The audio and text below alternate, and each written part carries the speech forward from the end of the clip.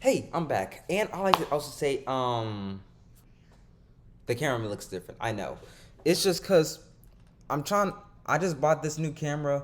I'm just trying to do a few different things to it, see how it can work. I see it doesn't have a wide out feature. We don't even need to see the full kitchen to know what's going on.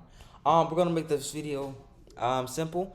And if you don't know who I am, it's Oz if you can't see. And today we're gonna be watching scary videos because today is after hours animations. Basically, after hours animation is basically us coming together. Differences are no differences.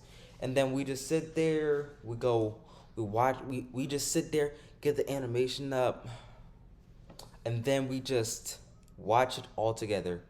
You can leave videos inside the comments, and I'll leave like scary animations. I repeat, animations, and we'll just react to it. And the first video we actually got is True Creepy Horror Stories Animated by Wanty Entertainment. Now, understand, Wanty Entertainment has been here. Like, he's one of the OGs, to be honest here. We're gonna be watching one of his videos. We're probably gonna watch both of them. There's two parts to it. So let's just get straight into it. Intro.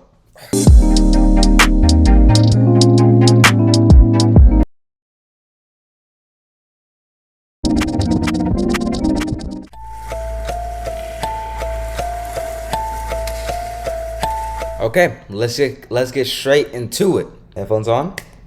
We should get some snacks actually first. I literally forgot the whole thing of it.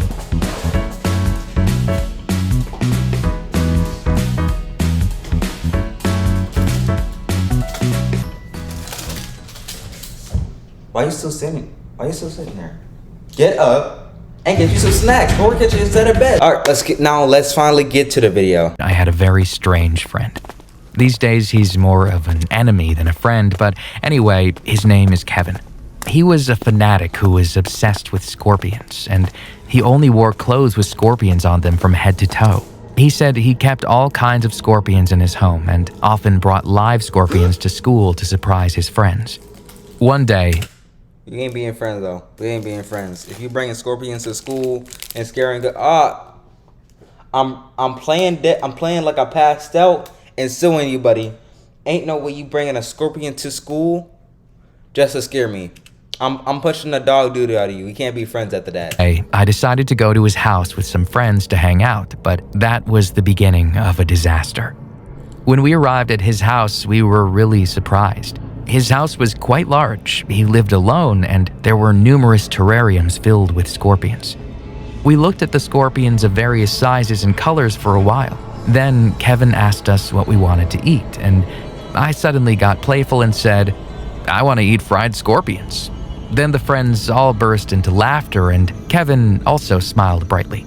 We decided to order pizza, and after eating and playing video games, we were about to go home.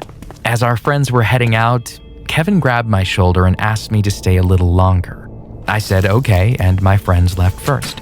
But shortly after that, my eyesight went dark and I collapsed.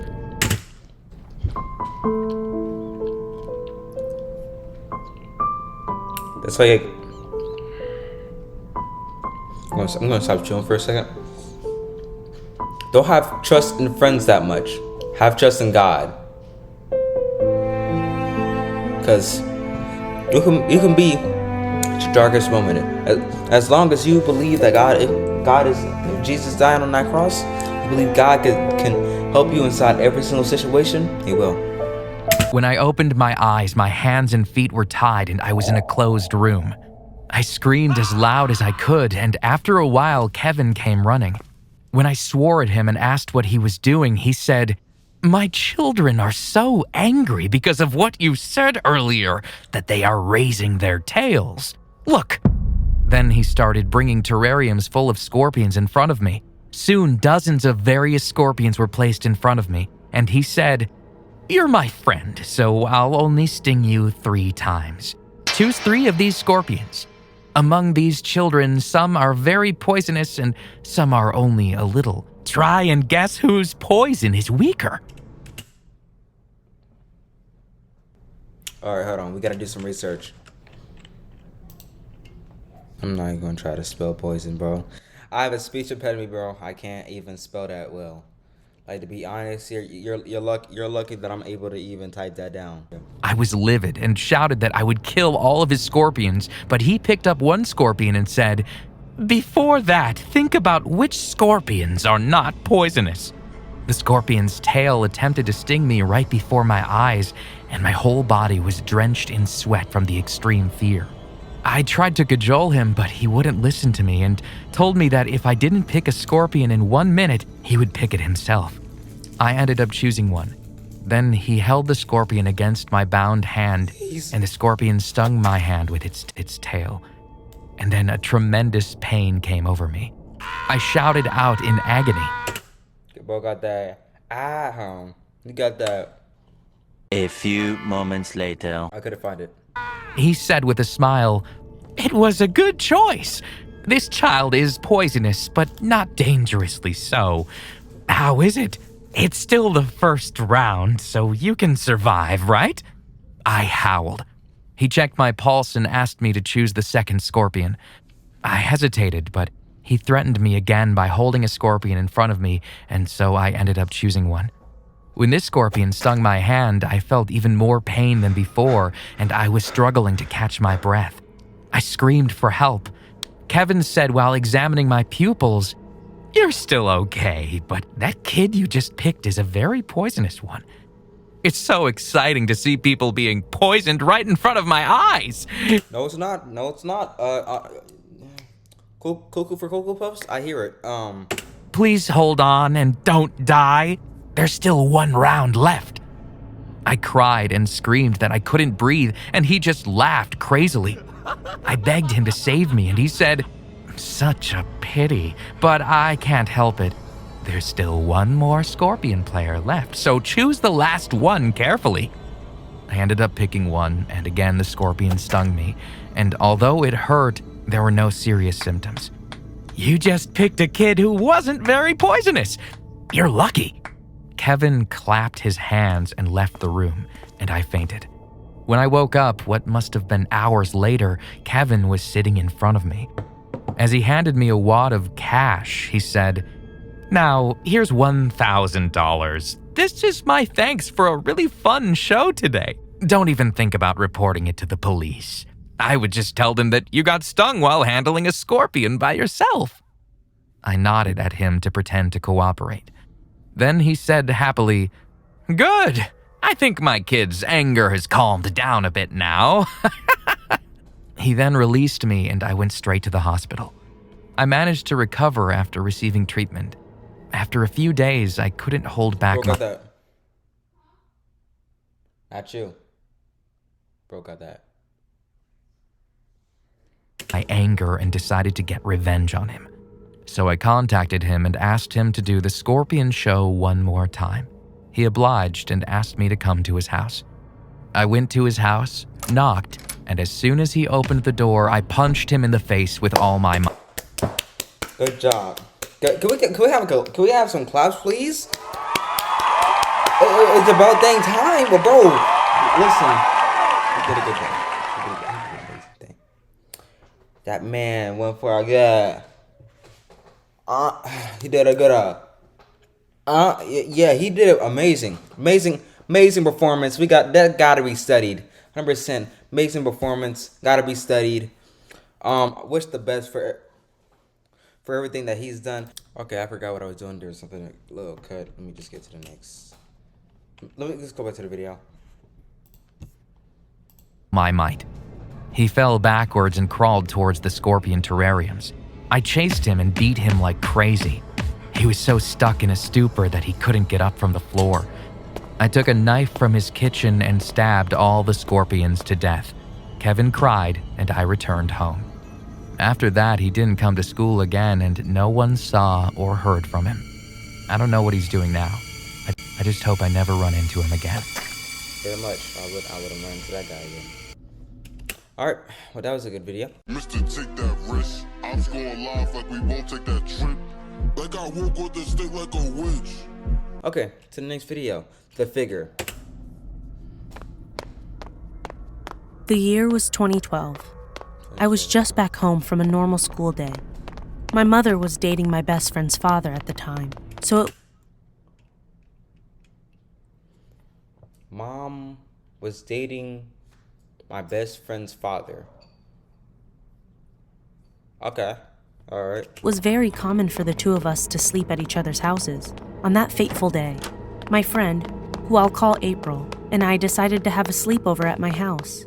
I used to sleep with my mom, but as I got a visit from April that day, we decided to have a slumber party and sleep on the bunk bed in my brother's room.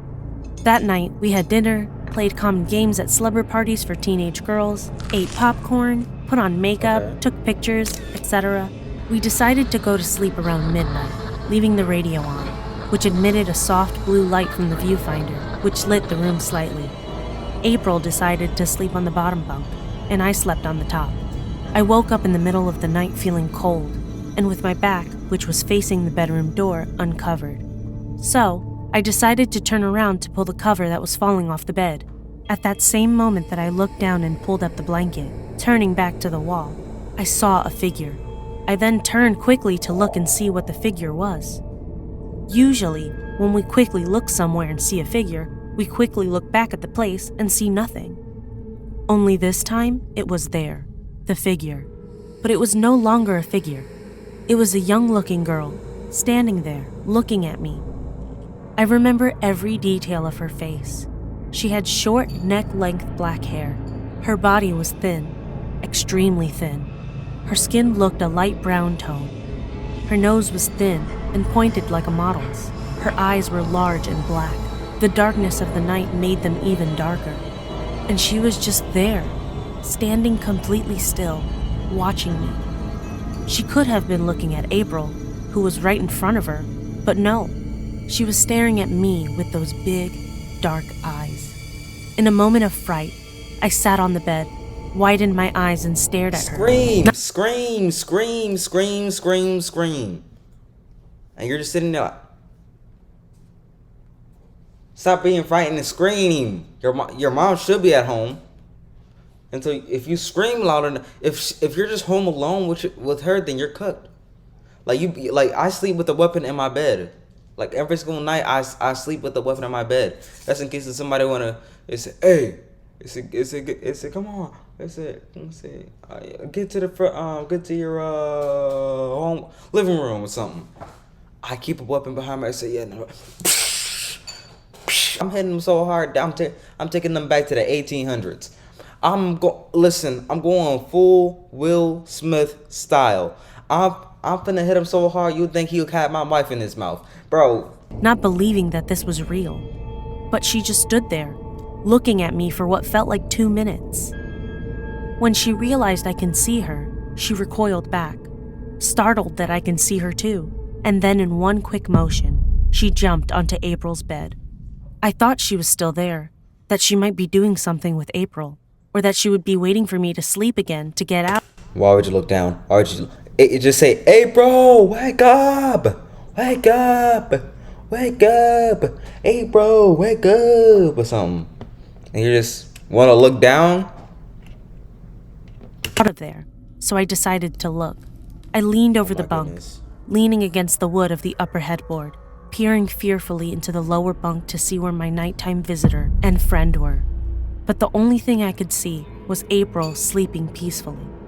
After that, I lay still for a while trying to process what had just happened, until I finally managed to fall asleep. The next day, I told my mom and April what had happened, and they didn't believe me.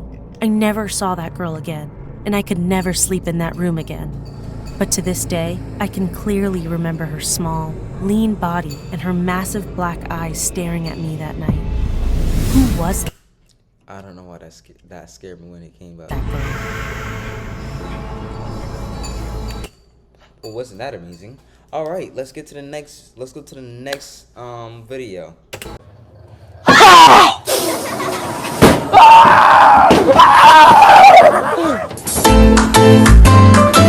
Next video, 3 true school.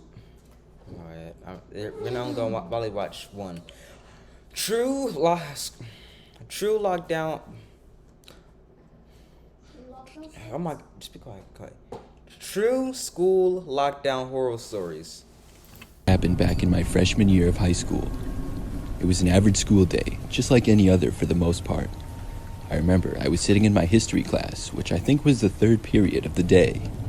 That's when somebody came to the door of the classroom with a note. I remember back at my high school, a couple of students would work for the office each hour and deliver passes to the students.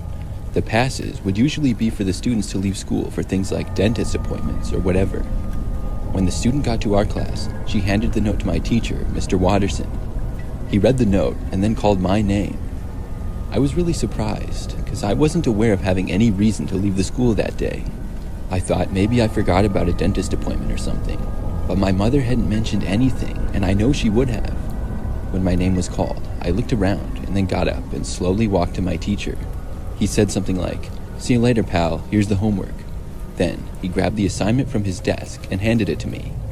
I took the note, which also served as a hall pass, and left the classroom. I remember that's when I read the pass for the first time. The note said something like, "I will be here to pick you up for your appointment at 10:30. Mom." I guess I had an appointment of some sort. It just seemed a little bit strange to me. Still, I guess I was happy to be leaving school. I walked through the empty hallways, making my way to the side entrance. There was a parking lot there, which is where people would get picked up by their parents. I got to the doors and went outside into the parking lot. There, I saw a minivan, but it wasn't my mother's van. It was a different model and color. I figured it was somebody else's parent, and my mother wasn't there yet. The time was not quite 10:30, but I think it was like 10:28 or something. I don't remember exactly. I stood there, looking around, waiting for my mother to get there. And then I saw the minivan that was sitting there with the engine running, and the front passenger's window started to roll down. I looked and saw a woman turn her head over. Go. Leave. Run back in, open that door, and then get yourself out in there. I don't even think that they supposed to even be out there like by themselves in the first place. It's surprising that he even made it out there without like a teacher walking with him or like being out there with them. Like what time period is this? It's like the 1800s or something. What is this gulag? Oh my, is that a mask? What the is this? Bro, what is that on his face? Bro, what is this? Look! That looks like a ghoul. Look like it had... Bro, when they said, like, put the metal to your mouth and then call you a break face. I guess he took it too seriously, bro. And look at me. We made eye contact, and I could tell that she was going to say something. Then she did. The woman said that she was there. Oh, it's not no mask. Oh, nah, this is... I don't condone plastic surgery unless you look like this. This is the one exception I'm gonna say. Plastic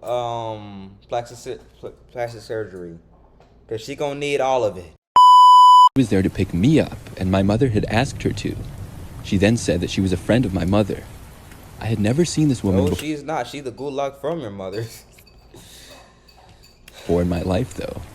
I may not That's what I'm seeing. have been the brightest kid in the world, but I sure wasn't that stupid. I was extremely skeptical. I asked the woman how she knew my mother exactly, and the woman replied saying something like, "We're just old friends."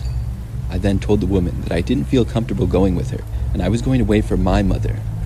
The woman tried to get me to just go in the van. I then turned around to head back into the school.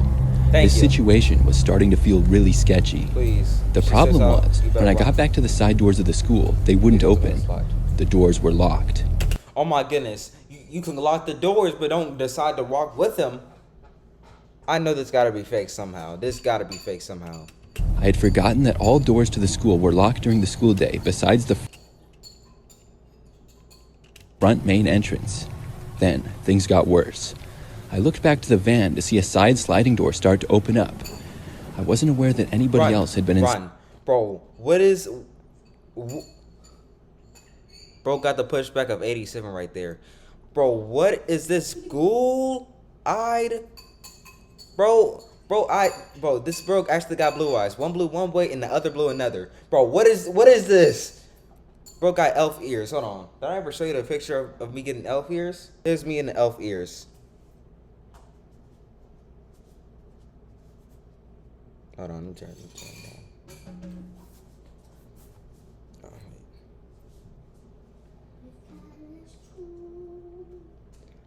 Oh, wait. Bro, his elf ears was worse than mine, bro. What am I seeing? But inside of it, a man emerged and started walking towards me.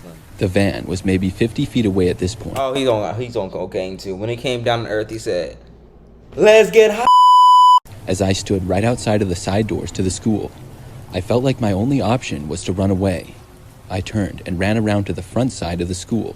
I didn't bother to look back at all to see if I would be chased. Back then, I could run pretty fast, and luckily, I made it around to the front end of the school pretty quickly. I kept running until I got to the front doors, and then I walked inside. When you first got inside the front doors at the school, there was a little window where a woman sat during the school day. She would ask you who you were, and you had to show her your student ID or whatever.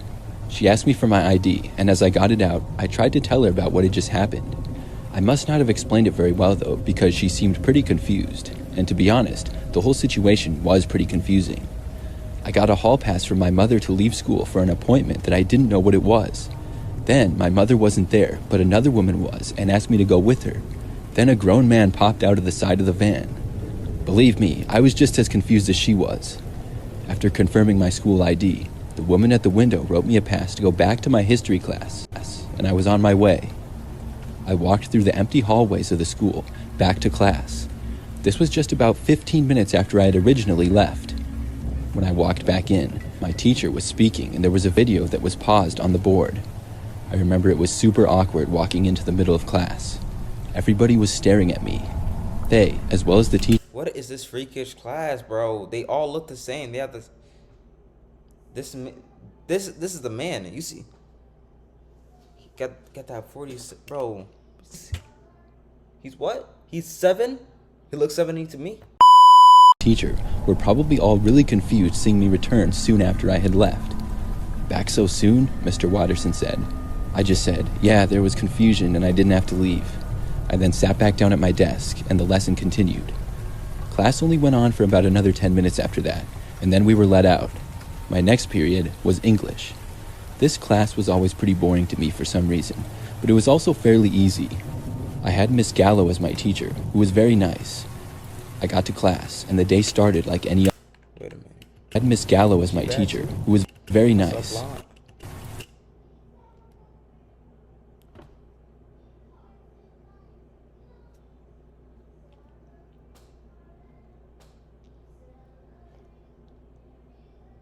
We can make it work. I got to class, and the day started like any other.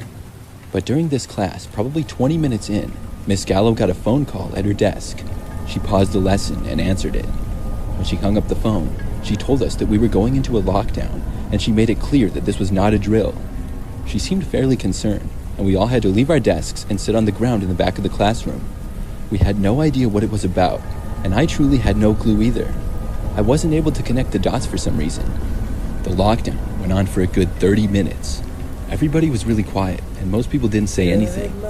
Eventually, there was another phone call. Miss Gallo went over and answered it, and returned to inform us that the lockdown had been lifted. We were all relieved, and we finished up class, which didn't last too much longer. There was still another hour of school left at that point. By the time the school day was over, though, the word had spread, and I had found out what the lockdown was for. A man had walked into the school and completely surpassed the woman at the window asking for credentials. She asked him to stop, but he just blew past her without saying a word and walked into the school. He then disappeared into the hallways, and she had to call the office, who made the decision to lock down the school until the individual was found and identified. Unfortunately, he hid. It took about 30 minutes to find him, and the police had to be called. They found him hiding in the bathrooms that were right by my locker. And the craziest part was that it was the same man who had come out of the minivan that had tried to pick me up. Freaky, you a 9 guy, forget. You a 69 guy? Hey, Rafael, you alive? This story remains one of the craziest things to ever happen to me. The woman and the man must have somehow created the note for me and tried to get me to leave the school. Who they were and how they found me, I truly have no idea. It really freaks me out to think about that part. Luckily, nothing like that happened again. So this is a story about when I was 18. I'm not watching another video. Thank you, everybody that watched today's video. No, we trying out new webcams and stuff. We're trying out. That was the first episode of AHA.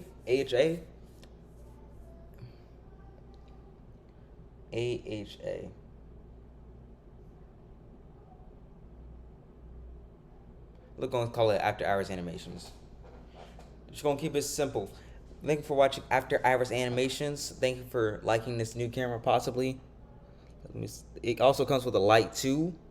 Okay, if I hold it, it glows too. You can see it from my hand, bro. Okay, love everybody here, and hopefully you have an amazing day. Bless everybody, and until next time, my little eyeballs. Oh, let me turn this off. Yeah. Alright, bye.